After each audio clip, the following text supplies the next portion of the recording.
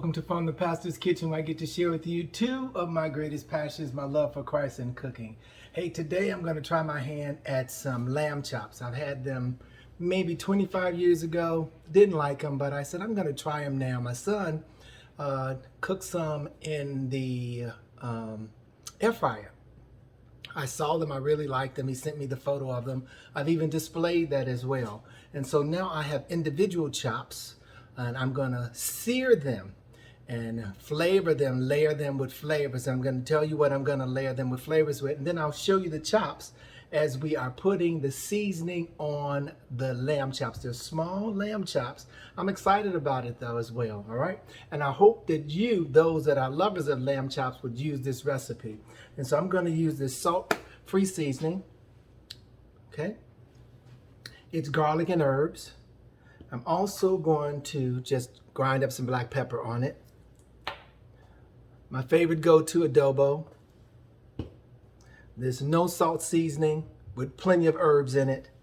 And then I got these herbs from the market. They're savory herbs. They have thyme in them, oregano in them as well. And I think it's another one that's in there as well. Thyme, oregano, and there may be some parsley and the little flakes in here. But this is going to be the herbs that will really enhance the flavor to it, because you need something with thyme in it as well, okay?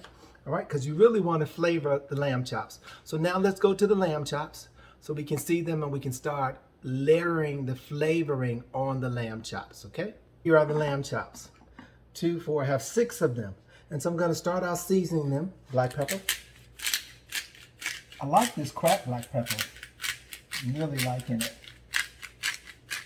We've had it for some time and I didn't use it. And my wife pulled it out to the forefront. It's visible. You know, when you see stuff, you're able to use it even more so. And we're going to season both sides of this. I'm going to rub it in too as well. So hold on a moment. This is the garlic and herbs on both sides of it.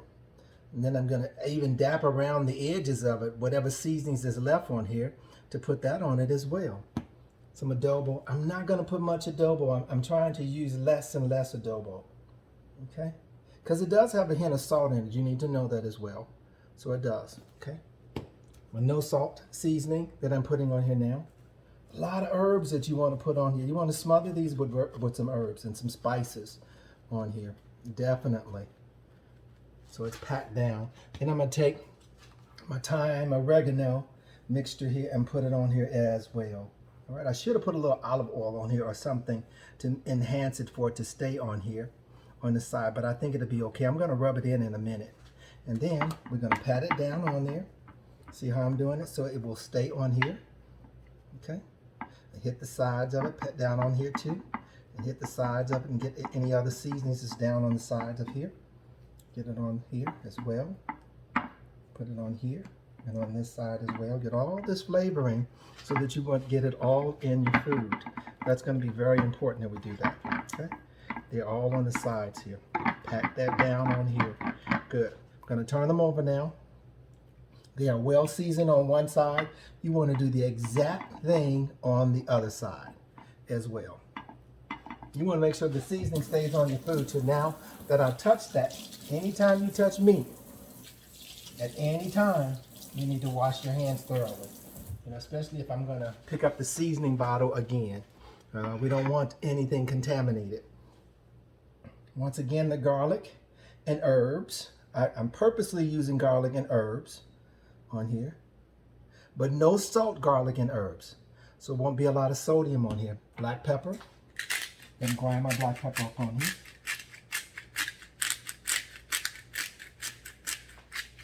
Going to be well seasoned. Okay. Let's do something here. Okay. It's my adobo.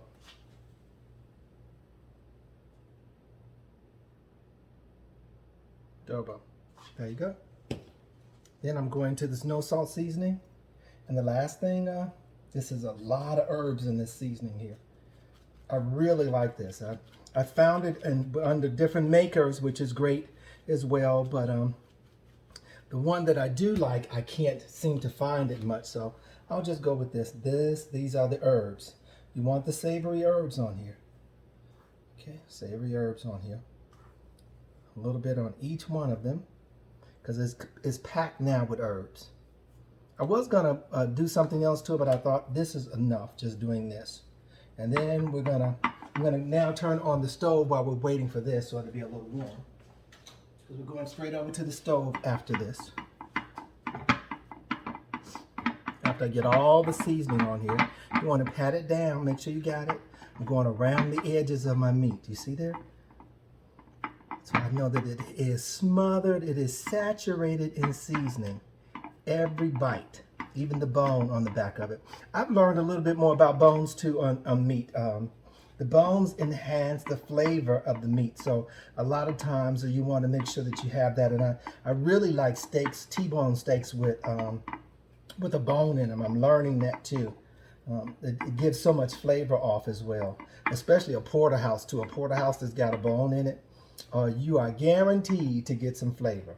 Okay, so we are hitting every side of this. I'm trying not to leave any of this on the plate, none of the seasoning at all. It is seasoned up well. Okay, that is going to be key and vital for this as we are moving along here. Okay, washing my hands again is so important that we do that. Now we're going to move over to the stove. Okay, we have the fire on the stove on here. I want the skillet to get a little warm. I am starting out with some avocado oil because it's smoky a little bit. It has a hint of nutty flavor to it as well. So I'm just putting a little bit of this on my skillet. I elected to use a skillet instead of just a regular pan. I didn't want to do that. I think that would work so much better. Then I'm just going to take just a little bit of butter. For me, it adds more flavor. Just going to add that to it. And then we are going to add in the lamb chops. Once this is really warm. You can tell it's a little warm from the butter that's searing in here. All right. So I'm going to let it put my skillet up a little higher and get ready to put my chops on. Okay. Turn the fire up around. What I'm doing is making the fire ring on here a little bit wider on here, which is important so that it will cover the entire skillet. Other than that, I would have had it at about 6 inches instead of 9. So I've expanded it so the heat will cover the entire skillet. That's important too if you have an electric stove. You get to gauge it how you want it to, and also your highs and lows on here. But right now I want the entire skillet to reach the same amount of heat evenly. Okay, wait a couple of minutes. I want you to look at the lamb chops that are well seasoned. Okay, and we're gonna put them in one at a time in the skillet because it's hot. And all 6 of these should be able to fit into this skillet. So we are cooking them all at the same time. Okay. All of my seasonings I want down in here. And you'll know why later too as well. I'm going to take here, drop some shallots in here. This is about 2 tablespoons of shallots down inside of here. I can smell the lamb chops. Along with 2 tablespoons of garlic in here. I should have put it in a little bit earlier, but it's okay. I'm not going to miss it at all. It's just going to make the flavor for this. That's going to be very important on here. Okay, there we go. Put a little bit more oil in here. I don't want it to stick to the pan at all. Yeah, put it between it around the sides of the meat. I can smell it cooking now. I smell the aroma of the garlic as well in here, and the shallots that I put in here. And now I smell the flavoring of the lamb chops as well. I'm going to turn them I don't want them to stick. Neither do I want them to cook a long period of time. Look at this. Turning it. When I turn it, it's full of flavor. See that? I want it to char some too. See how that charred? That's just how I want them. I'm going to take it and move them around in the garlic.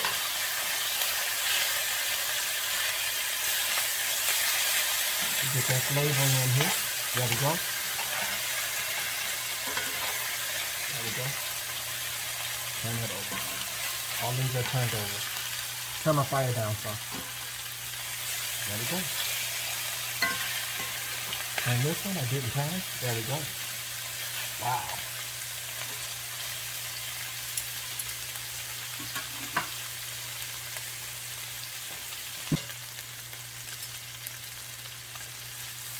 Oh, look at that. That is what I want. I want it to look like that. It's just about ready. I don't want that to burn in there, so I'm going to move this over here and switch that around. And then you want to switch your meat around.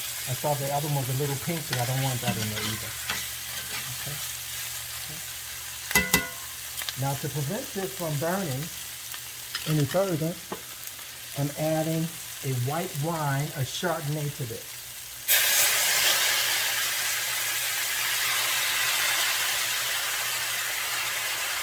Oh yeah. That will enhance the flavoring of my lamb chops.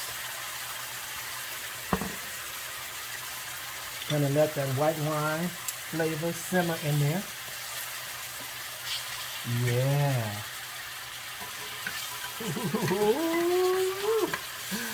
Just looks good. See how I did that? That just looks good. Yeah. This will also be a broth, or a gravy. What I really meant to say, a gravy for this as well. I don't want that to burn. I want that sauce to come in between there. Will be a gravy for this as well. Gonna add just a little bit more wine to it. Then we're gonna pull these babies out. They are done.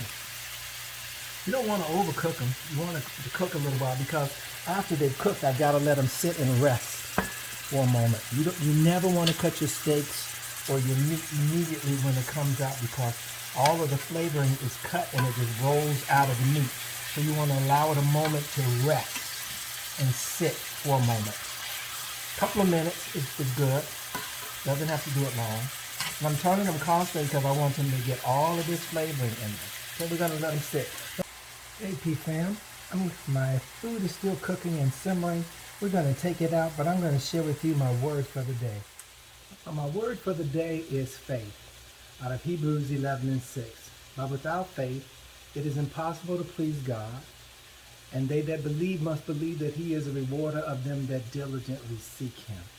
That means that I have to be consistently in prayer, trusting and believing God for what I'm asking for, but on the other hand, asking him, is it his will? Because a lot of times it may not happen exactly the way that I want it to happen, and you cannot say, and I cannot say, that we are not disappointed at those moments. But we need to be praying the will of God, but we need to be praying diligently and believing God for the manifestation. I am trusting God for something now. I'm believing God for the manifestation. I'm believing that it's going to happen like never before. You've got to stay in that place. Our time is not his time, so therefore I'm waiting for it. The pistis, faith is the pistis in Greek, that it's going to happen. Faith is a firm persuasion based upon hearing the word of God. Faith and works go together. We got to be able to understand that it goes together. And so faith is the invisible, but it is what has already been in the providence, and it's already ordained by God for me. I've just got to wait to get it. We got to understand that the devil is there to block every time that you are waiting on something to detour you and to make you think that it's not happening. A delay is working in your favor. Trust God like never before. The word is faith. Hold on to what you believe God has promised you for. Hold on to believe that your prayers are coming to pass. Hold on and trust in the God that saved you. Okay, so this is the lamb chops are completely done now. I'm going to look at one here on the side here. Just a little bit. And what I'm doing is that I'm turning it even to the edges, if you would see, to make sure that they're cooked all the way through. And the flavoring is in all of these. That's important. So I'm constantly turning it. The broth, this gravy on here is going to be everything. Right, that one is completely done right there. I can tell. They're tender too. They're still a little red on the inside, so I'm going to let them sit here and cook a little bit more on a low fire. Nothing that's high. Some people like them medium rare, but I don't like any meat that's medium rare. I want my meat to be cooked thoroughly all the way through.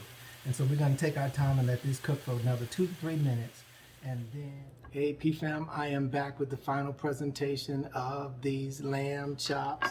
They came out so well. We can't wait to eat them. I think my son and I will probably be the only two that will actually eat them. So I wanted to say, I hope you enjoyed the video.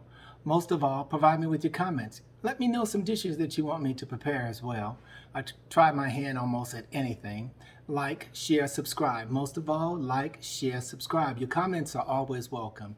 And hey, that's the final presentation for the lamb chops, okay? All of the ingredients that I provided will be listed, okay? Until next time.